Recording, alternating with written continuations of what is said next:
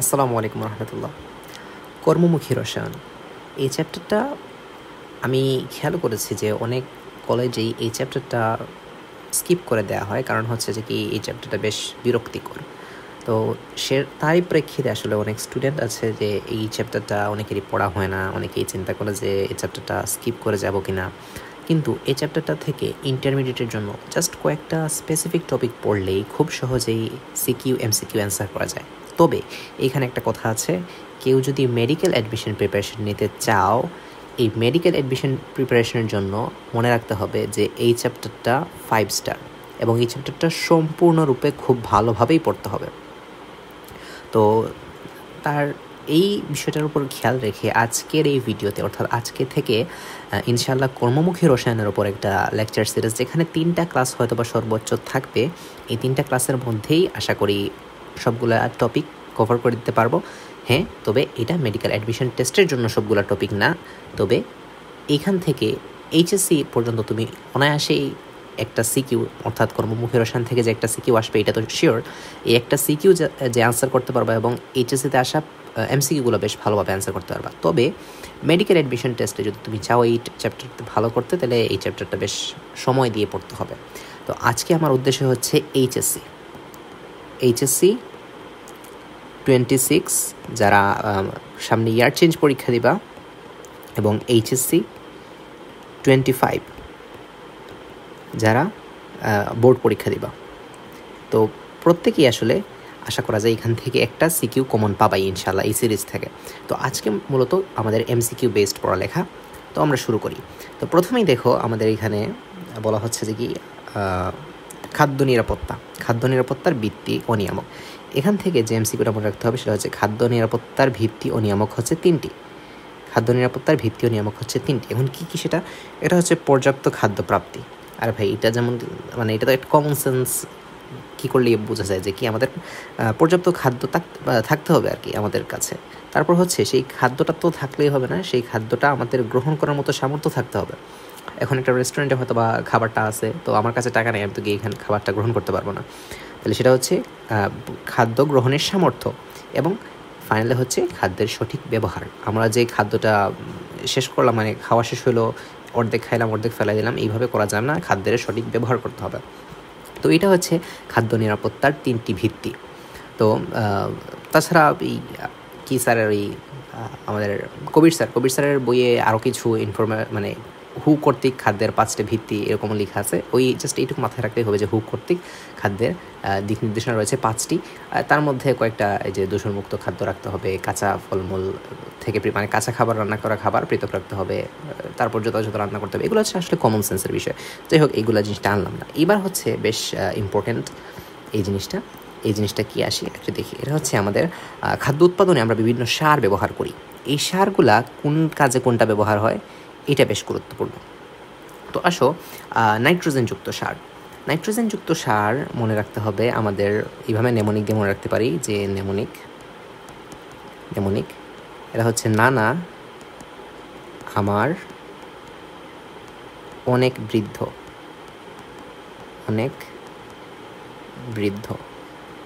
এই হচ্ছে নেমোনিক। এখন এই যদি নেমোনিক হয়, এইটা দিয়ে আমি কি বুঝালাম? তাহলে নানা থেকে মনে রাখতে হবে এই নাইট্রোজেনযুক্ত সার। এই যে নানা থেকে মনে রাখতে হবে নাইট্রোজেনযুক্ত সার, তাই না? এবং নানা আমার অনেক বৃদ্ধ থেকে মনে রাখতে হবে কি এটা বৃদ্ধি সহায়ক, অর্থাৎ এটা হচ্ছে আমাদের নাইট্রোজেনযুক্ত সার বৃদ্ধি সহায়ক।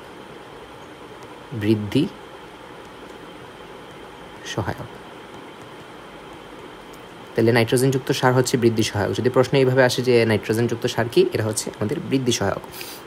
তো নাইট্রোজেনযুক্ত সার কি হতে পারে? একটা হচ্ছে ইউরিয়া হতে পারে, ইউরিয়া হতে পারে। ইউরিয়া সার তো আমরা সবাই চিনি। তারপর হচ্ছে আমাদের অ্যামোনিয়াম নাইট্রেট হতে পারে। এটা কেমিক্যাল নামটাই লিখে দিই, কারণ হচ্ছে এখানে জায়গা করা যাবে না। NH4NO3। আচ্ছা, অ্যামোনিয়াম নাইট্রেট হতে পারে। তাছাড়া আমাদের কি থাকতে পারে? অ্যামোনিয়াম সালফেট হতে পারে, NH4SO4। এটা আচ্ছা, এগুলো হচ্ছে নাইট্রোজেনযুক্ত সার। মাথায় রাখতে হবে কি নানা আমার অনেক বৃদ্ধ, নাইট্রোজেনযুক্ত সার বৃদ্ধি সহায়ক। এখন আসো পরবর্তীটা। সেটা হচ্ছে ফসফরাসযুক্ত সার। ফসফরাসযুক্ত সার হচ্ছে আমাদের যে ট্রিপল সুপার ফসফেট এগুলাই। তো এই ফসফরাসযুক্ত সার যেগুলার মনে রাখতে হবে যে কি নেমোনিক। আচ্ছা, নেমোনিক এই সাদা কালি দিয়ে লিখি।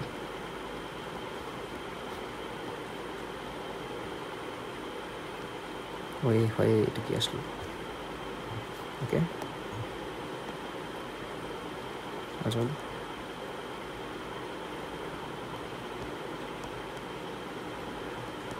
নেমোনিক মাথায় রাখতে হবে কি ফলমূল খেতে ভালো, খেতে ভালো। তাহলে ফলমূল খেতে ভালো কি মনে রাখবো ফলমূল খেতে ভালো দিয়ে? এই যে দেখো, ফলমূল থেকে হচ্ছে ফসফরাসযুক্ত সার, তাই না? এই যে ফসফরাসযুক্ত সার থেকে আসতেছে আমাদের এই যে ফলমূল, আর ফল আসতেছে মূল থেকে কি আসে? মূল থেকে আসতেছে এই ফসফরাসযুক্ত সার। মূলের ক্ষেত্রে এই কি আছে আমাদের ওই যে উদ্ভিদের মূলের ক্ষেত্রে, উদ্ভিদের মূলের জন্য সহায়ক।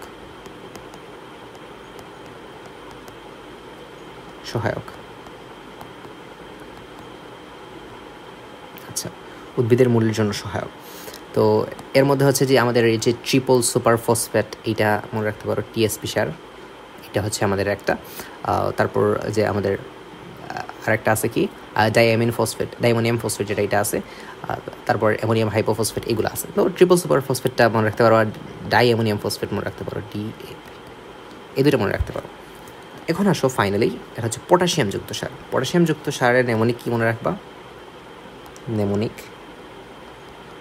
নেমোনিক হচ্ছে পটাশ করে ফুল ফুটলো, পটাশ করে ফুল ফুটলো, পটাশ করে ফুল ফুটলো। এখন ভাই পটাশ করে ফুল ফুটলো দিয়ে এখন নেমোনিক দিয়ে কী মনে রাখবো? এই যে দেখো, পটাশ থেকে মনে আসতেছে পটাশিয়ামযুক্ত সার, পটাশিয়ামযুক্ত সার আসতেছে পটাশ থেকে, তাই না? আর ফুল ফুটলো, অর্থাৎ এটা হচ্ছে ফুল ফল মানে বৃদ্ধি সহায়ক, বা এটা বৃদ্ধি সহায়ক না, আসলে বৃদ্ধি সহায়ক তো হচ্ছে নাইট্রোজেনযুক্ত, মানে এগুলো হচ্ছে ফুল ফল ধারণ করতে সহায়তা করে, যে ফুল ধারণে সহায়তা করে। এখান থেকে একটা MCQ আসতে পারে যে নাইট্রোজেনযুক্ত সার কেন কী কাজে ব্যবহৃত হয়? এটা হচ্ছে আমাদের নানা আমার অনেক বৃদ্ধ, অর্থাৎ বৃদ্ধি সহায়ক। তো এই পটাশিয়ামযুক্ত সার দুইটার নাম মনে রাখা যাক। কী মনে রাখা যায়? এর মধ্যে হচ্ছে মিউরেট অফ পটাশ যেটা আছে, মিউরেট অফ পটাশ আছে, KCl, এটা হচ্ছে আমাদের মিউরেট অফ পটাশ। আশা করি না এটা জানার কথা না অবশ্য, কারণ এই চ্যাপ্টার অনেকেই পড়ে নেই। মিউরেট অফ পটাশ, তাছাড়া পটাশিয়াম নাইট্রেটও থাকতে পারে এখানে। তাই যাই হোক, মিউরেট অফ পটাশ থাকলে হয় পটাশিয়াম নাইট্রেট, মানে পটাশ কোথা যেগুলোর মধ্যে থাকবে এগুলি হচ্ছে পটাশিয়ামযুক্ত সার।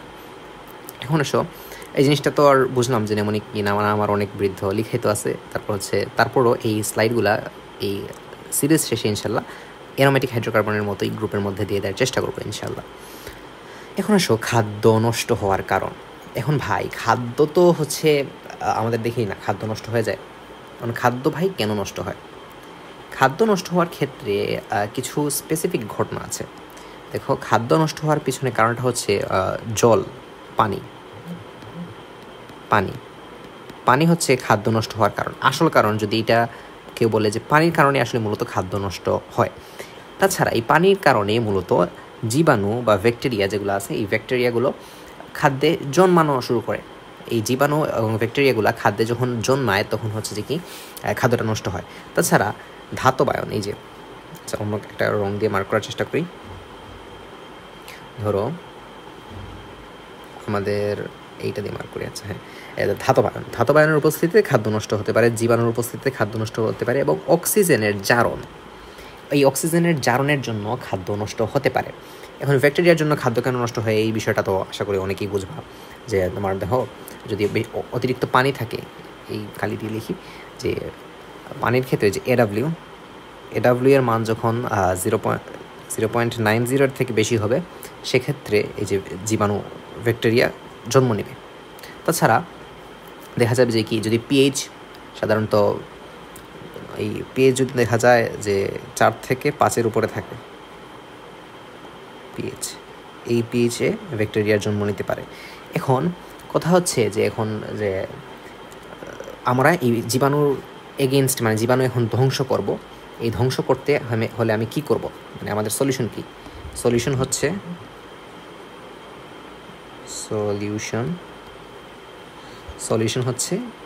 অ্যান্টিমাইক্রোবিয়াল। এই অ্যান্টিমাইক্রোবিয়াল জিনিসটা কি একটু পরেই আমরা আসবো এখানে। এখন আসো আমাদের অক্সিজেন, এই অক্সিজেনের জারণ হলে সেখানে তো অক্সিডেশন, জারণ তো আমরা জারণ তো আমাদের অক্সিডেশনকেই বোঝায় আসলে। তো এই জারণের এগেইনস্টে কিছু একটা করতে হবে, সেটা হচ্ছে অ্যান্টিঅক্সিডেন্ট। জারণটাই হচ্ছে মূলত আমাদের এইটা নষ্ট করছে, তো আমাদের এই এর এগেইনস্টে সলিউশন অ্যান্টিঅক্সিডেন্ট। আর এখানে ফাইনালি যেটা আছে সেটা হচ্ছে কিলেটিং এজেন্ট। এটা হচ্ছে কিলেটিং এজেন্ট।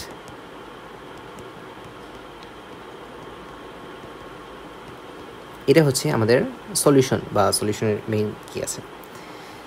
তো দেখো এই আমাদের খাদ্য নষ্ট হওয়ার 3টা কারণ বুঝলাম। একটা হচ্ছে জীবাণুর জন্য, জীবাণু আছে এই পিএইচ যদি 4 থেকে 5-এর থেকে বেশি হয় সেক্ষেত্রে জীবাণু জন্মাবে খাদ্যের মধ্যে, জীবাণু জন্মে খাদ্যকে নষ্ট করতে পারে, ব্যাকটেরিয়া জন্মাবে। তারপর হচ্ছে এডাব্লিউ এর মান যদি 0.90 থেকে বেশি হয় সেক্ষেত্রে জীবাণু জন্ম নিতে পারে, এবং এই জীবাণু যাতে জন্ম না নেয় সেক্ষেত্রে আমরা ইউজ করবো অ্যান্টিমাইক্রোবিয়াল। মাইক্রোবায়ান্ট হচ্ছে আমাদের যে জীবাণুকে বলি, তাহলে মাইক্রোবিয়াল। অ্যান্টি কথাটা বোঝাচ্ছে বিপরীত। আবার ধাতব আয়নের বিপরীতে আমরা কিলেটিং এজেন্ট ব্যবহার করছি। এবং অক্সিজেনের জারণের কারণে আমরা অ্যান্টিঅক্সিডেন্ট, জারণ তো হচ্ছে অক্সিডেশন, তার বিপক্ষে আমরা ব্যবহার করছি অ্যান্টিঅক্সিডেন্ট। এখন আসো ফুড প্রিজারভেটিভস। এখান থেকে একটা কথা লাল কালি দিয়ে লিখে রাখি, ফর্মালডিহাইড ফুড প্রিজারভেটিভ নয়। ফর্মালডিহাইড ফুড প্রিজারভেটিভ নয়।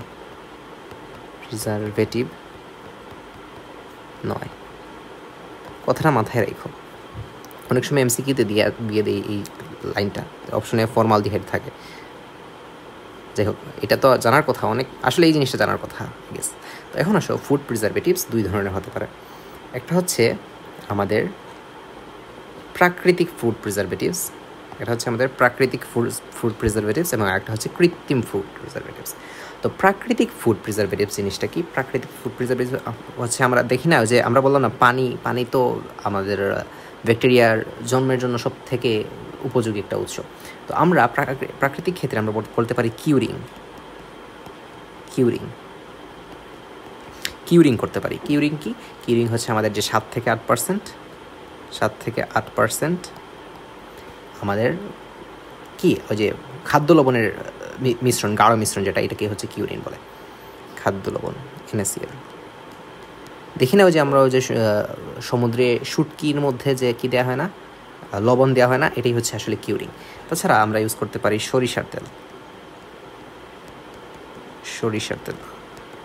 এখন সরিষার তেল কেন ভাই? সরিষার তেল হচ্ছে যদি তেল থাকে সেক্ষেত্রে তেলের আমরা একটা কথা জানি, তেলে জলে খায় না বা তেলে জলে কখনো মিশে না। তাহলে তেল থাকলে জল থাকবে না। আর জলটা মূলত হচ্ছে, আমি আগেও বলছি যে জলটা হচ্ছে ব্যাকটেরিয়ার বৃদ্ধি সহায়ক। তাহলে ব্যাকটেরিয়ার বৃদ্ধি সহায়ক যদি জল হয়, তাহলে আমরা যদি জলটা কমিয়ে আনতে পারি, কি করতে হবে? আমাকে এখানে তেল দিতে হবে। যদি তেল থাকে তাহলে সেখানে জল থাকবে না মানে ব্যাকটেরিয়াও থাকবে না। তাহলে সেক্ষেত্রে আমরা সরিষার তেল রাখলাম। আরেকটা হচ্ছে চিনিও দিতে পারি। চিনি কি দিব? চিনি হচ্ছে আমাদের যে 60 থেকে 70% চিনিও আমরা ইউজ করতে পারি এখানে। চিনি দিয়ে আমরা এটা আমাদের চিনির স্যুপ তৈরি করে এখানে আমরা এটাকে খাদ্য কি করতে পারি? প্রিজার্ভ করতে পারি। তাছাড়া চিনি ছাড়া আমরা কি রাখতে পারি? যে হলুদ দিতে পারি। হলুদ, এটা একটু মুছে দিই, নিচে লিখবো ইনশাল্লাহ। হলুদ দিতে পারি। তাছাড়া আমরা দিতে পারি হচ্ছে যে ভিনেগার। এটা খুবই গুরুত্বপূর্ণ, ভিনেগার। এই ভিনেগার থেকে আসলে তোমাদের সিকিউ অ্যান্সার করতে হবে। এই ভিনেগার থেকেই আসলে সিকিউ অ্যান্সার করতে হবে। আজকে যে কথাগুলো বলছি এগুলো যদি তুমি একটু মনোযোগ দিয়ে শোনো তাইলে কিন্তু মূলত আসলে তোমার সিকিউতে লেখার মতো হয়ে যাবে আসলে।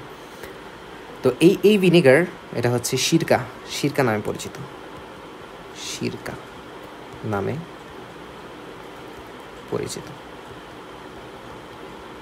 সিরকা নামে পরিচিত। এখন আসো কৃত্রিম কী জিনিসটা আছে দেখি আমি বলি একটু। কৃত্রিম হিসেবে তুমি দেখো, কৃত্রিমের মধ্যে ওই যে একটু আগে বলে আসলাম, এটা হচ্ছে আমাদের অ্যান্টিমাইক্রোবিয়াল এজেন্ট,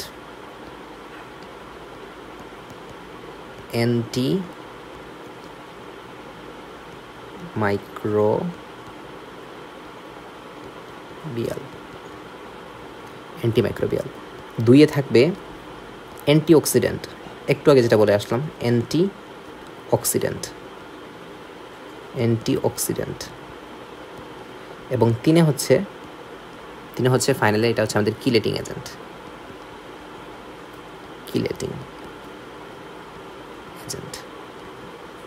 এই হচ্ছে আমাদের তিনটা। অর্থাৎ আমরা প্রাকৃতিক ফুড প্রিজারভেটিভ সম্পর্কে জানলাম, কৃত্রিম ফুড প্রিজারভেটিভ সম্পর্কে জানলাম, প্রাকৃতিক হিসেবে আমরা জানি কিউরিং, যেটা লবণ দিয়ে 7 থেকে 10% লবণ বা 7 থেকে 8% লবণ, তারপর হচ্ছে আমাদের সরিষার তেল দিতে পারি। তাছাড়া ওই কী করতে পারি, আরেকটা জিনিস হচ্ছে কৃত্রিমের মধ্যে, এটা হচ্ছে কেস হার্ডেনিং। এটা লিখিনি এখানে, লেখা ভালো, কেস হার্ডেনিং।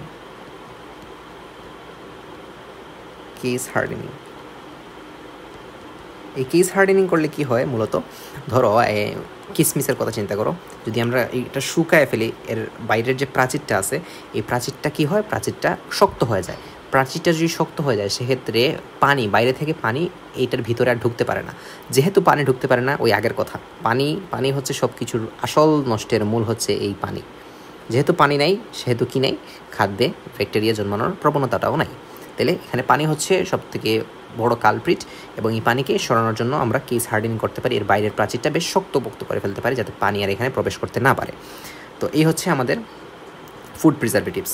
এখন আসো কৃত্রিম ফুড প্রিজারভেটিভস নিয়ে একটু বিস্তর কথাবার্তা বলার চেষ্টা করি। প্রথমে আসো antimicrobial.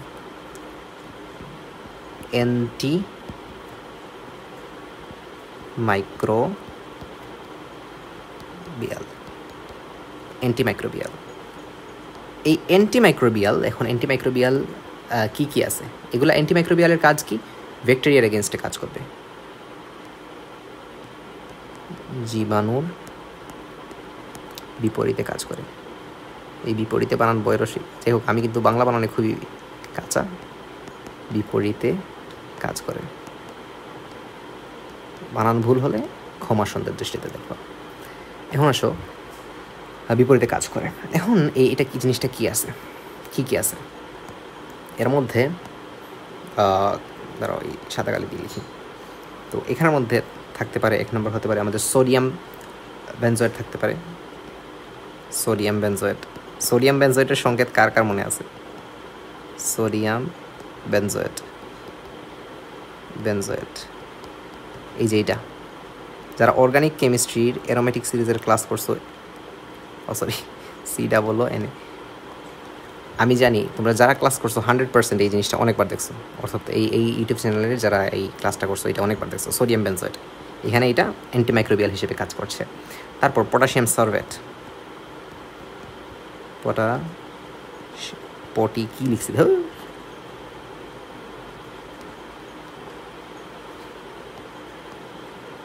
Potassium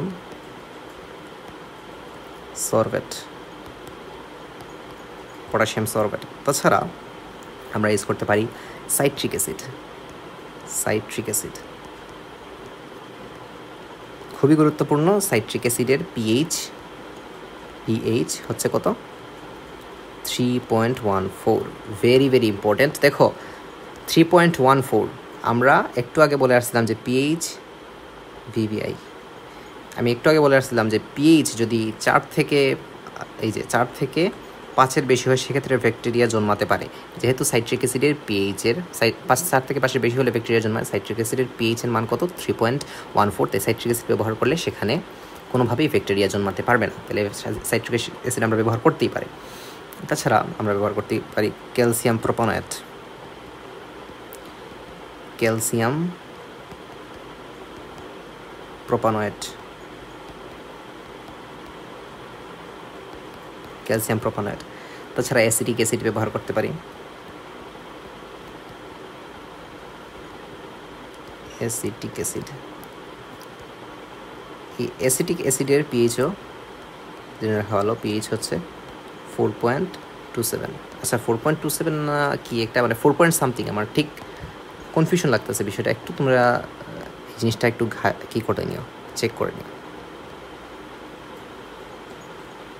check it out. আচ্ছা এটা একটু তোমরা দেখে নিও যে এটা 27 নাকি, আমার পয়েন্টের পরবর্তীটা একটু কনফিউশন লাগতেছে কত। অ্যান্ড আর কি মনে রাখা যায়, সাইট্রিক অ্যাসিড আসলো, তারপর আচ্ছা এইগুলোই মোটামুটি, এগুলো মনে রাখলেই হবে ইনশাল্লাহ। এখন আসো যাই পরবর্তীতে। এখন আমরা পড়ি অ্যান্টিঅক্সিডেন্ট। অ্যান্টিঅক্সিডেন্ট এই অ্যান্টিঅক্সিডেন্ট হচ্ছে মূলত আবার দুই ধরনের।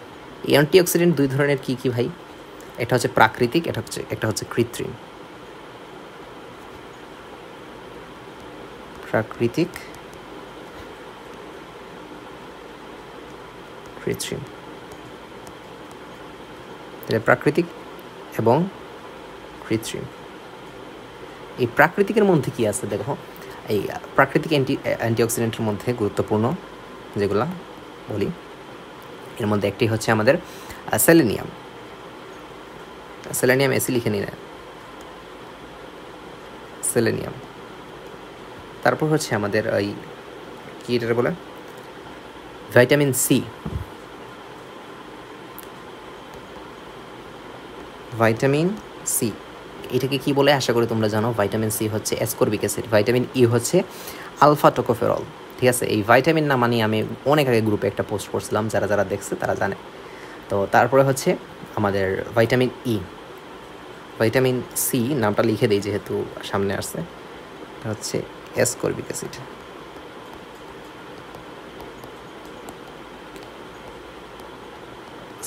ভাইটামিনস নামা মনে রাখতে পারলে খুব ভালো। তারপর হচ্ছে ভাইটামিন ই, আলফা টোকোফেরল।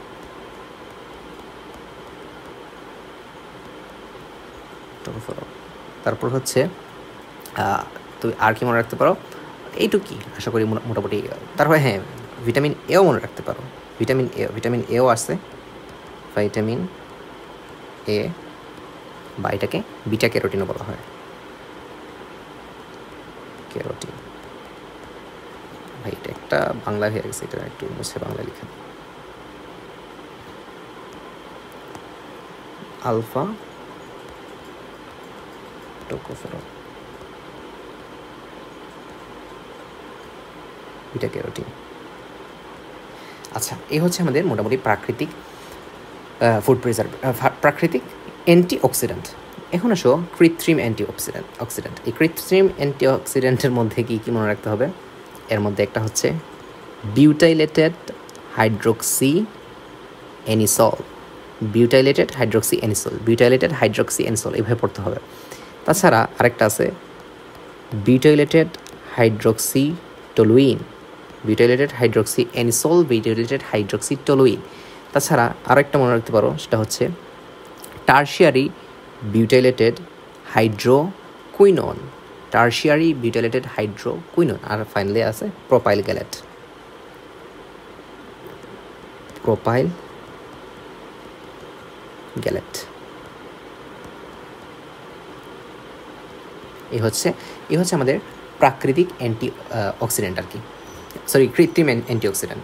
তাহলে অ্যান্টিঅক্সিডেন্ট গেল। এবং ফাইনালি যে ফুড প্রিজারভেটিভস, এগুলো কিন্তু বেশ গুরুত্বপূর্ণ, ভেরি ভেরি ইম্পর্ট্যান্ট এমসিকিউ এর জন্য। এমসিকিউ ভিভিআই, ঠিক আছে। এগুলোর অ্যাব্রিভিয়েশন আমি মুখে মুখে বলে দিচ্ছি, লিখতে গেলে অনেক লম্বা হবে। বিউটাইলেটেড hydroxy anisole, butylated hydroxy toluene, tertiary butylated hydroquinone এবং প্রোপাইল গ্যালেট।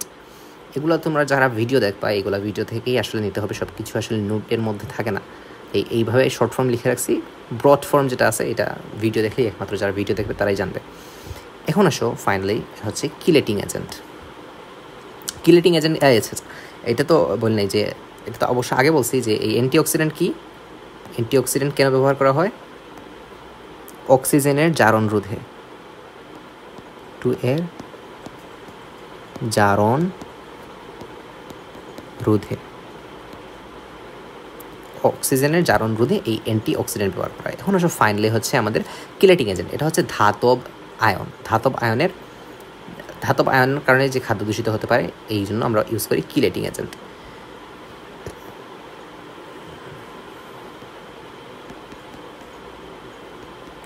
কিলেটিং এজেন্ট, এই কিলেটিং এজেন্ট কেন ব্যবহার করা হয়?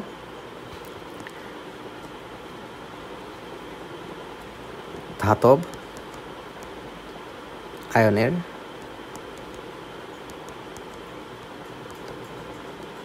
কারণে পচন রোধে এই কিলেটিং এজেন্টটা ব্যবহার করা হয়। এখন কথা হচ্ছে এই কিলেটিং এজেন্টের মধ্যে কি আছে? এই কিলেটিং এজেন্টের মধ্যে আছে ইডিটিএ। এই কিলেটিং এজেন্টের মধ্যে আছে ইডিটিএ।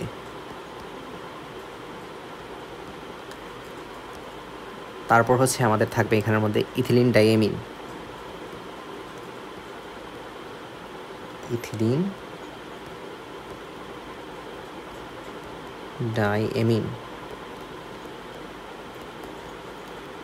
ডাইএমিন। তাছাড়া এই দুটি মাথায় রাখা ভালো। আর এই দুটি, এটা হচ্ছে ইথিলিন ডাইএমিন, ইএন বলে আর কি এটারে। তো এটা হচ্ছে বহুল ব্যবহৃত হচ্ছে ইডিটিএ, এটা অনেকবার আসে।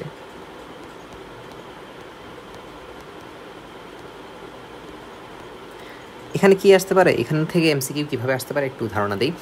নিচে বলবে নিচের কোনটি অ্যান্টিঅক্সিডেন্ট, তো দিয়ে দিবে যে বিউটাইলেটেড হাইড্রোক্সিঅ্যানিসল, বিউটাইলেটেড হাইড্রোক্সিটোলুইন, এরকম প্রশ্ন আসতে পারে যে নিচের কোনটি অ্যান্টিঅক্সিডেন্ট নয়। তাহলে butylated hydroxyanisole, butylated hydroxytoluene, tertiary butylated hydroquinone দিয়ে ফাইনালি দিয়ে দিবে ইডিটিএ। তো তুমি এখান থেকে এইভাবে ইডিটিএটা অ্যান্সার করতে পারবা। তারপর হচ্ছে যে কি তোমার এইভাবে প্রশ্ন করতে পারে নিচের কোনটি প্রাকৃতিক অ্যান্টিঅক্সিডেন্ট অথবা নিচের কোনটি কৃত্রিম অ্যান্টিঅক্সিডেন্ট। এখান থেকে প্রশ্ন এইভাবে করতে পারে যে নিচের কোনটি অ্যান্টি মাইক্রোবিয়াল। হ্যাঁ, তাছাড়া এইভাবেও প্রশ্ন করতে পারে। এখান থেকে অনেক সময় কেস হার্ডিনিং, এটা খতে আসে অনেক সময়, খতে আসে,